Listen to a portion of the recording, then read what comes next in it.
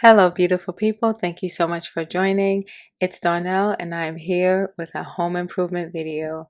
In this video, I am preparing the wall that I plan on installing some stick-on wallpaper for. And right here, I'm just marking where I want the wallpaper to end because I don't want it to go all the way across the wall to the corner. So I'm just lightly marking it with a pencil. Can't see it, but there's a little line there. And now I know where to line up the edge of that wallpaper. So here I am just lining up the wallpaper so that I can figure out exactly where I need to cut it in order to preserve as much as the wallpaper as possible, because I only purchased 2 rolls and I'm hoping that that's enough for this project. So here I'm just lining off where I want the wallpaper to cut off, and then I just proceed to cut it with some scissors in the straightest line possible, and then peel the backing off of the wallpaper and stick it onto the wall. For this part, it's really best to mark the back of the wallpaper because there are actually lines there, like almost like a grid, which can help you to ensure that you cut the wallpaper straight. I didn't realize this until it was too late, but that's just a tip for you guys if you plan on doing a project very similar. Due to the fact that this wallpaper has a particular pattern with relatively straight lines, I keep trying to make sure that those lines are as straight as possible. And sometimes I did have to peel the wallpaper off of the wall and then reapply it.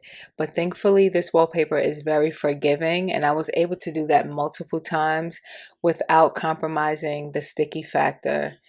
And as you can see, I'm just using this little red tool, and I'm smoothing out any air bubbles and just making sure that the wallpaper is like really sticking flush to the wall, as flat and as clean and even as possible.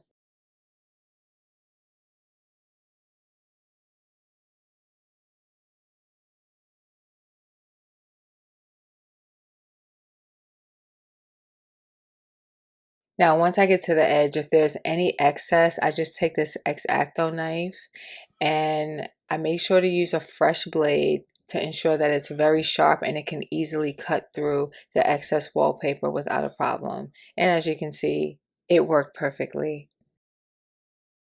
So now moving on, I'm just lining up the next layer or the next sheet of wallpaper.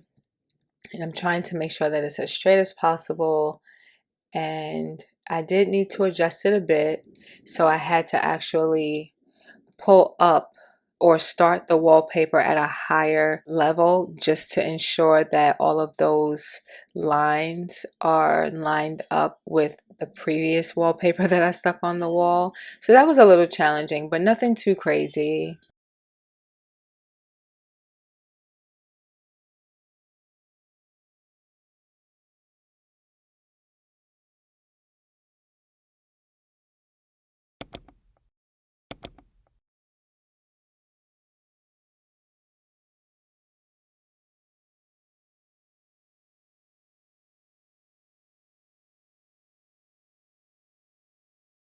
This panel is a little tricky because the power socket is right within its path, but that's not a big issue because all you have to do is proceed to place the wallpaper over that section as close as you can to those edges of the socket, and then use the X-acto knife to just cut out a square that is right aligned with the socket. And that's how I was able to do that here and make it where it looked nice and neat.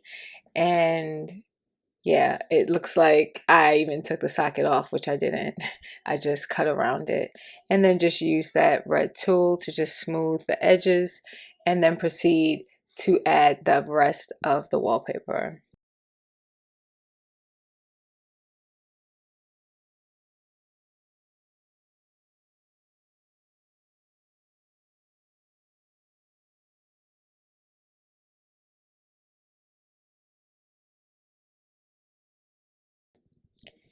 And if you like, you can cut the excess pieces off with the X-acto knife as you go, or you can wait until the end. But I like doing it as I went along because it just gave me a better idea as to how clean and even and neat everything was looking.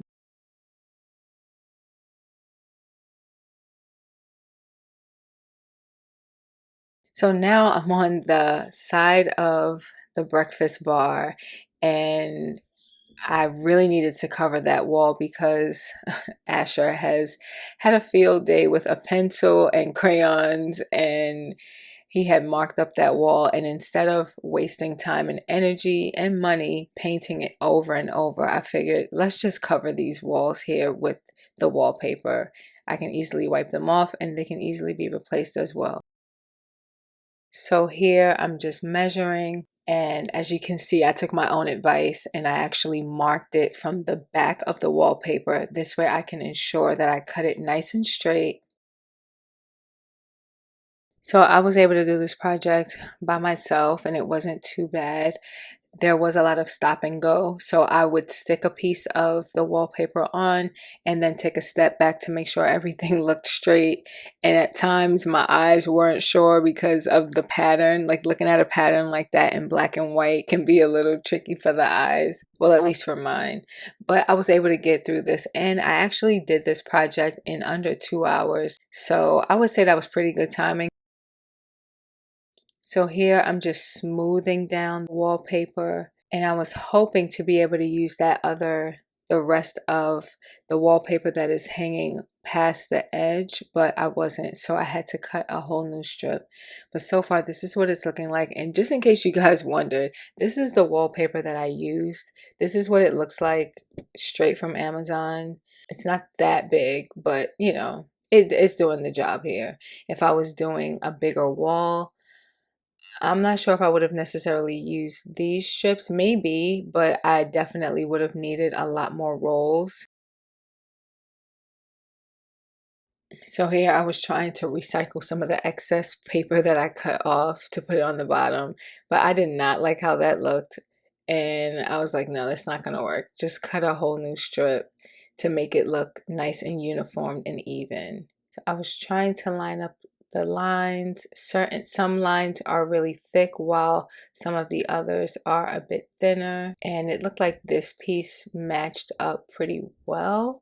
I guess I just didn't like that. I didn't like having like two pieces of it layered on top of each other. As you can see, it was really bothering me. So I took it off. So here I'm just trying to be able to use the rest of that strip, but I realized where the pattern was for this strip of wallpaper, it didn't match and flow nicely with the rest of the wallpaper that was already installed to my right. So I just cut that piece off and set it to the side and proceeded to measure out a new strip to go in that section. So first, I lined up a piece of wallpaper to go along at the bottom on this side, and I just measured it, cut it out, laid it across, and look at that. It looks perfect.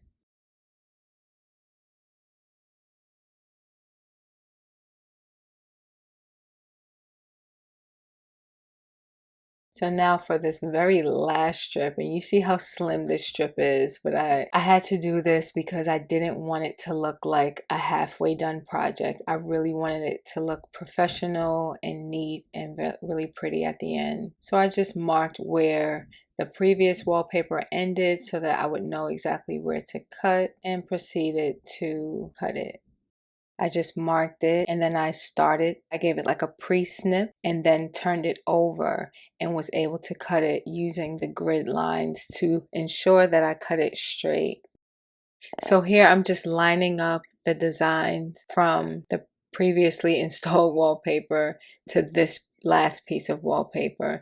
And I felt like doing it this way would ensure that I had the right piece cut to fill in that one little small section. And I know you may think it's not really that big of a deal, but for me, I just didn't want it to look like a halfway done job. I really wanted it to just look perfect and look like it was all done as one unit versus small sections that didn't really match.